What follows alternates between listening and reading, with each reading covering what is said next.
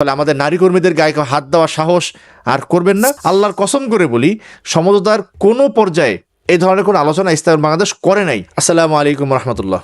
প্রিয় দেশবাসী, আপনারা জানেন যে আসন্ন ত্রয়োদশ জাতীয় সংসদ নির্বাচনে ইসলামী আন্দোলন বাংলাদেশ 258 আসনে নির্বাচন করছে।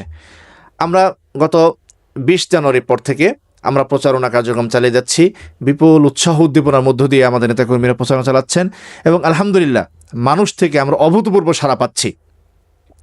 এই নির্বাচনের প্রচারণা চালাতে গিয়ে আমরা বেশ কিছু তিক্ত অভিজ্ঞতার সম্মুখীন হয়েছি ইতিমধ্যেই। সে ধরনের কিছু অভিজ্ঞতা আপনাদের সাথে শেয়ার করার জন্য। এক নম্বর হলো যে আমাদের বিরুদ্ধে অবিরাম মিথ্যা অপপ্রচার চালাচ্ছে একটা নির্দিষ্ট গোষ্ঠী। যে মিথ্যা অপপ্রচারগুলো জনে জনে বাড়িতে বাড়িতে গিয়ে আমাদের বিরুদ্ধে ছড়িয়ে দেওয়া হচ্ছে। তেমনি কয়েকটি মিথ্যা অপপ্রচার সম্পর্কে জাতিকে সতর্ক করার জন্যই আজকে আপনাদের সামনে আসা। আপনারা জানেন লক্ষ্মীপুরে কমলগঞ্জ রামগতি আসনে ইসলামী আন্দোলন বাংলাদেশ মনোনীত প্রার্থী আল্লামা খালিদ সাইফুল্লাহ সাহেব অত্যন্ত জনপ্রিয় এবং সর্বজন শ্রদ্ধেয় একজন ব্যক্তি। সাধারণ মানুষ তার ব্যক্তি নামের উপরেই ভোট দেওয়ার সিদ্ধান্ত নিয়েছে আলহামদুলিল্লাহ।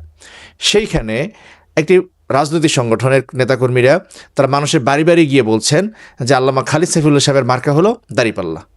ব্যাপারটা কতটা নোংরা এবং কতটা জঘন্য একটা চক্রান্ত যে মানুষ, গ্রামের সহজ সরল মানুষ, তারা মার্কা দেখে সাধারণত ভোট দেয়।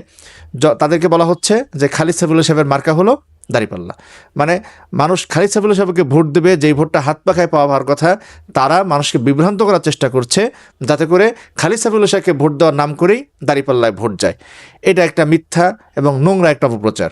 আমরা তার প্রতিবাদ জানাচ্ছি এবং সকলকে আমরা সতর্ক করছি।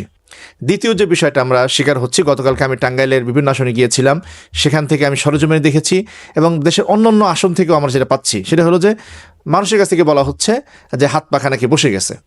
আমি আপনাদের সামনে পরিষ্কার করে বলতে চাই, ইসলামী আন্দোলন বাংলাদেশে 258 আসনের কোনোটা থেকে আমরা সরে যাই নাই, যাবও না ইনশাআল্লাহ। এবং 12ই ফেব্রুয়ারি আমরা নির্বাচন করব। যদি 12ই ফেব্রুয়ারি কোনো উদ্ভূত কারণে নির্বাচন থেকে ইসলামী আন্দোলন বয়কট করেও সেটা ইসলামী আন্দোলন প্রকাশ্য ঘোষণা দিয়ে সেটা করবে। আমরা মনে করি তেমন কোনো পরিস্থিতি তৈরি হবে না।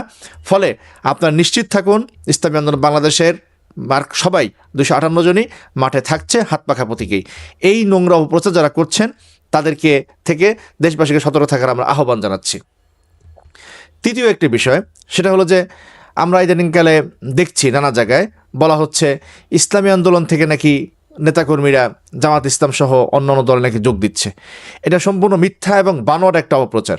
এবং খুব দুঃখজনক বিষয় হলো জাতীয় মিডিয়ার অনলাইন ভার্সনগুলো তারা এই ধরনের সংবাদকে কোনো ধরনের যাচাই না করে, কোনো ধরনের ক্রস চেক না করে সরাসরি তারা ছেড়ে দিচ্ছেন। আমি আপনাদেরকে একটা উদাহরণ দিই। আমাদের ঢাকা 9-এর একটা আসনের কথা, ঢাকা 9-এর কথা বলা হলো দাসেরকান্দিতে ইসলামী আন্দোলন বাংলাদেশের নেতাকর্মীরা নাকি জামাত ইসলামে যোগ দিয়েছে। আমরা খোঁজ নিয়ে দেখলাম তারা ইসলামী আন্দোলন বাংলাদেশের সম্পৃক্ত না। দাসেরকান্দি থেকে চরমোনাইতে একটা লঞ্চ যায়, সেই লঞ্চের ব্যবস্থাপনা করার জন্য একটা কমিটি করা হয়েছে, সেই কমিটিতে তারা দায়িত্ব পালন করে। তারা পরিচয় দিচ্ছে ইসলামী বাংলাদেশে নাকি তারা যোগদান করেছে।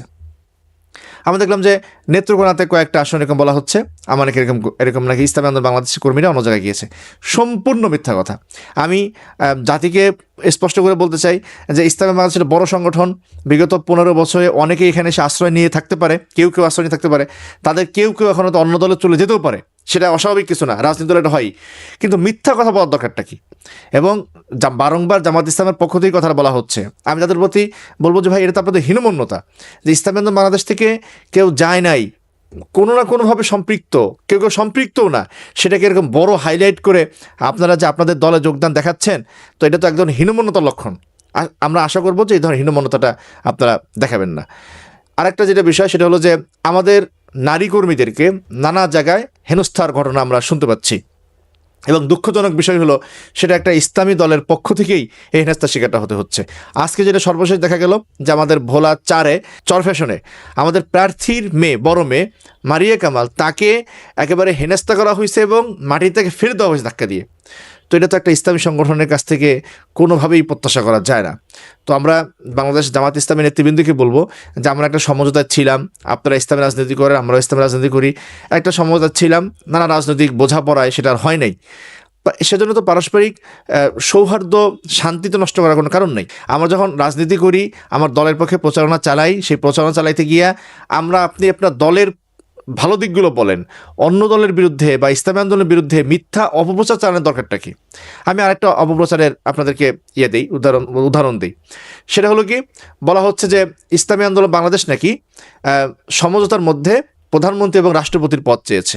আল্লাহর কসম করে বলি, সমঝোতার কোনো পর্যায়ে এই ধরনের কোনো আলোচনা ইসলামী বাংলাদেশ করে নাই। কারণ ইসলামী বাংলাদেশের মধ্যে এক ধরনের ভিতরকার আলোচনা ছিল, যেটা যে যদি সমঝোতা হয় এবং সমঝোতা করে যদি সরকারও গঠন করা হয়, ইসলামী বাংলাদেশ সেই সরকারে যাবে কি যাবে না তাই নিয়ে পর্যন্ত আলোচনা ছিল। সেইখানে আমরা সমঝোতায় আমরা প্রধানমন্ত্রীর পদ চাইছি, রাষ্ট্রপতির পদ চাইছি, এটা একেবারেই মিথ্যা কথা। কিন্তু এই মিথ্যা কথাটা সবার মধ্যে ছড়িয়ে দেওয়া হয়েছে। আমি এনসিবির এক নেতার থেকে জানি যে সেটা এনসিবির কেন্দ্রীয় কমিটিতে সেটা আলোচনা হয়েছে। আমি বলবো যে ভাই, এই মিথ্যা কথাটা ছড়ানোর কোনো কারণ নাই। ইসলামী আন্দোলন বাংলাদেশ এ ধরনের কোনো পদপদবি নিয়ে আলোচনা করে নাই। আরেকটা বিষয় আমাদের বলা হচ্ছে, আমরা নাকি জোটের শীর্ষ নেতৃবৃন্দের আসনে প্রার্থী দিয়ে রেখেছি।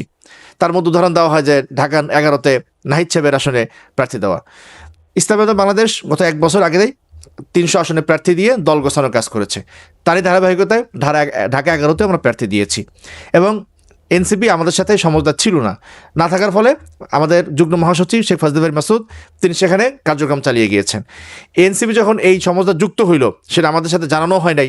তারপরও যখন আমরা জানছি যে যুক্ত হয়েছে, তখনই মাসুদ ভাই সেই ঢাকা 11 থেকে প্রচারণা বন্ধ করে দিয়েছেন এবং তিনি ইসলামী বাংলাদেশের কেন্দ্রীয় নির্বাচন পরিচালনা কমিটির আহ্বায়ক হিসেবে দায়িত্ব গ্রহণ করেছিলেন।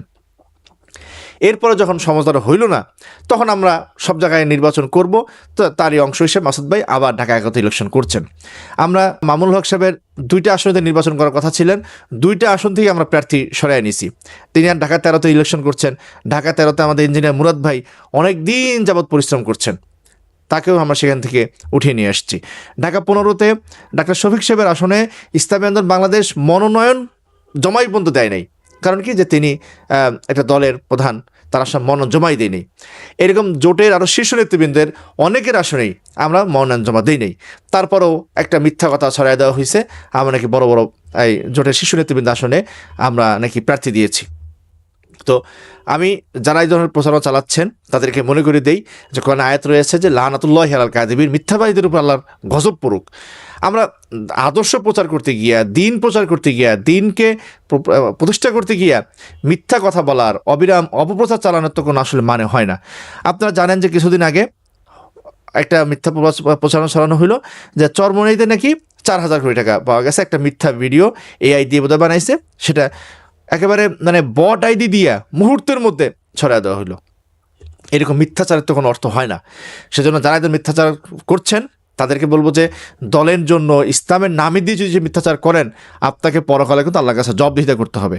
এবং আমি দেশবাসীকে সতর্ক করি যে 1 নম্বর সতর্ক করা, সেটা হলো ইসলামী বাংলাদেশ কোনো আসন থেকে সরে যায় নাই। এক্ষেত্রে সবাই অটল অবিচল থাকুন। ইসলামী বাংলাদেশ শেষ পর্যন্ত নির্বাচন করবে ইনশাআল্লাহ। দ্বিতীয় বিষয় হলো, আমরা কোনো জায়গাতেই রাষ্ট্রপতি প্রধানমন্ত্রীর পদ চাইছি, এটা সম্পূর্ণ মিথ্যা কথা। এবং জোটের শীর্ষ নেতৃবৃন্দ আসনে আমরা প্রার্থী দিয়েছি, এটাও সম্পূর্ণ মিথ্যা কথা। ফলে দেশবাসীকে বিভ্রান্ত না হওয়ার অনুরোধ করব। এবং আমাদের নারী কর্মীদের প্রতি কেউ যে সহিংস হচ্ছেন, তাদেরকে আমি সতর্ক করে দিতে চাই যে ইসলামের ইতিহাস রয়েছে যে আমার বোনের গায়ে, মায়ের গায়ে তাদেরকে যে হাত দেওয়া হয়, ইসলাম কিন্তু তাদেরকে সহ্য করে না। ফলে আমাদের নারী কর্মীদের গায়ে হাত দেওয়ার সাহস আর করবেন না, এটা আমরা প্রত্যাশা করি। এবং মিথ্যা অপপ্রচার থেকে বেঁচে আমরা দিনের কাজ করে যাই। আল্লাহ তাআলা সেই তৌফিক দান করুক। আমা আলাইনা ইল্লাল বালাগ।